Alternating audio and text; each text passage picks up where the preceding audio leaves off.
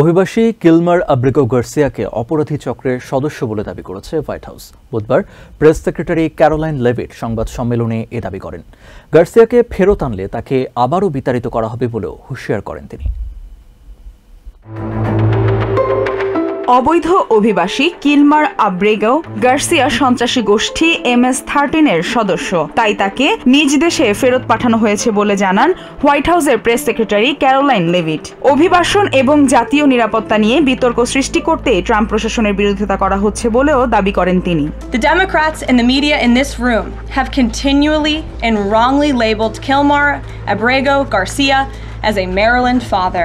Leavitt বলেন, গার্সিয়াকে প্রথমবার যখন গ্রেফতার করা হয় তখন তার পরনে ছিল একটি সোয়েট শার্ট, যাতে বিভিন্ন মুদ্রার নোটে থাকা প্রেসিডেন্টদের কান, মুখ ও চোখের ওপর রোল করা বিভিন্ন মুদ্রার ছবি আঁকা ছিল, যা MS-13 গ্যাংয়ের মূল মন্ত্র হিসেবে পরিচিত hear no evil, speak no evil, see no ভিলের অর্থ প্রকাশ করে। Kilmar Abrego Garcia is an illegal alien, MS-13 gang member and foreign terrorist who was deported back to his home country. Of hear no evil, speak no evil, see no evil. গার্সিয়াকে গ্রেফতারের সময় তার সঙ্গে আরো দুজন কুখ্যাত gang সদস্য ছিলেন বলে জানান লেভিট।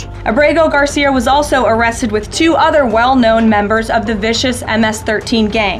গার্সিয়া অবৈধভাবে দেশে অবস্থান করছিলেন এবং তার বিরুদ্ধে বৈধ বিতাড়ন আদেশ ছিল। সেই কারণে তাকে তার জন্মস্থান এল সালভাদোরে ফেরত পাঠানো সম্পূর্ণ আইনসম্মত ছিল বলে দাবি করেন Caroline Leavitt. The court ordered that the respondents committed the following acts of abuse. Once, in May of 2021, assault in any degree. ভবিষ্যতে যদি গার্সিয়া দেশে ফেরে তবে সঙ্গে সঙ্গে তাকে আবারও বিতাড়ন করা হবে বলে হুঁশিয়ারি দেন press secretary. And if he ever ends up back in the United States, he would immediately be deported again. Leavitt অভিযোগ করেন, অবৈধ অভিবাসনের অভিযোগকে একটি জোরালো রাজনৈতিক বিষয় হিসেবে দাঁড় করানোর চেষ্টা করছে ডেমোক্রেটরা। Maliha Chowdhury, TVN24 news desk.